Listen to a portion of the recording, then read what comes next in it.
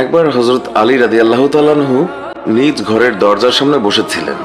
এমন সময় এক ভিক্ষুক আসলো। আলী রাদিয়াল্লাহু তাআলা আনহু তার সন্তানকে বললেন, যাও, ঘরের ভিতর থেকে তোমার মা ফাতিমা রাদিয়াল্লাহু তাআলার কাছ থেকে 1 দিরহাম নিয়ে এসো। ঘরের ভিতর থেকে ফাতিমা খবর পাঠালেন যে ঘরে মাত্র 4টি দিরহাম আছে, ইফতার এবং বাচ্চাদের খাবারের জন্য। এই কথা শুনে হযরত আলী বললেন, বাহ, তোমার দেখে দিরহামের প্রতি ভালোবাসা আছে, যাও গিয়ে সব দিরহাম নিয়ে আসো। ফাতিমা বললেন, আমি তো দিতে নিষেধ করিনি, শুধু স্মরণ করিয়ে দিলাম। এই বলে সে সবগুলো দিরহাম ফকিরকে দিয়ে দিলেন। এই ঘটনার একদিন পর জিবরাইল আলাইহিস সালাম মানবরূপে তিনি আলীর সঙ্গে সাক্ষাৎ করলেন। তার সঙ্গে ছিল একটি জান্নাতি উট। হযরত আলী রাদিয়াল্লাহু তাআলা আনহুকে বললেন, আমি আমার উটটি বিক্রি করব, তুমি কি কিনবে?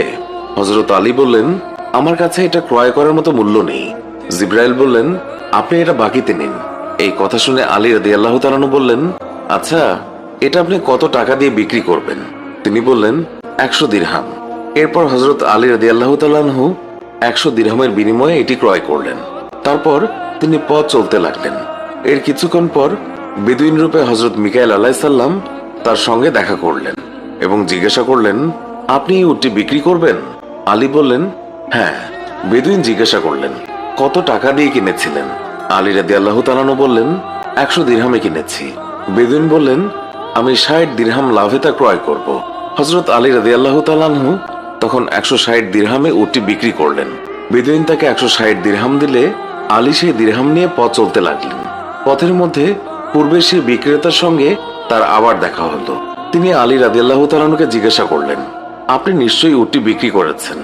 আলী বললেন, হ্যাঁ। তিনি বললেন, তাহলে আপনি আমার প্রাপ্য পরিশোধ করুন। এরপর আলী রাদিয়াল্লাহু তাআলা আনহু তার কথা মতো 100 দিরহাম দিয়ে দিলেন। তখন তার সঙ্গে ছিল বাকি 60 দিরহাম। তিনি 60 দিরহাম নিয়ে বাড়ি ফিরলেন এবং ফাতিমার সামনে সেগুলো রাখলেন। ফাতিমা রাদিয়াল্লাহু তাআলা আনহা তিনি জিজ্ঞাসা করলেন, এত দিরহাম কোথায় পেলেন? তখন আলী রাদিয়াল্লাহু তাআলা আনহু বললেন, আল্লাহর সঙ্গে 6 দিরহাম দিয়ে ব্যবসা করেছি, তিনি আমাকে 60 দিরহাম দিয়েছেন। তারপর সে হযরত সাল্লাল্লাহু আলাইহি ওয়াসাল্লামের কাছে গিয়ে সব ঘটনা খুলে বলেন। তখন সাল্লাল্লাহু আলাইহি ওয়াসাল্লাম বলেন, তুমি কি জানো যে সেই পথের প্রথম ব্যক্তি ছিল জিবরাইল আলাইহিস সালাম আর ক্রেতা ছিলেন মিকাইল আলাইহিস সালাম? এরপর তিনি বললেন, শোনো হে আলী, আল্লাহ পাক তোমাকে এমন 3 রত্ন দান করেছেন যার তিনি কাউকে দান করেননি।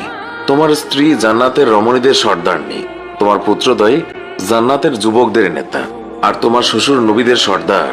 সুতরাং আল্লাহর এই দানের জন্য তার কৃতজ্ঞতা করো এবং সেই সব নিয়ামতের ব্যাপারে তার প্রশংসা করো যা তোমাকে দিয়েছে। বন্ধুরা, এই ঘটনা থেকে শিক্ষণীয় হচ্ছে, দান করা অতি উত্তম, অতি মর্যাদাপূর্ণ নেক আমল। আল্লাহ দানকারীকে দুনিয়াতে 10 গুণ বাড়িয়ে দেন।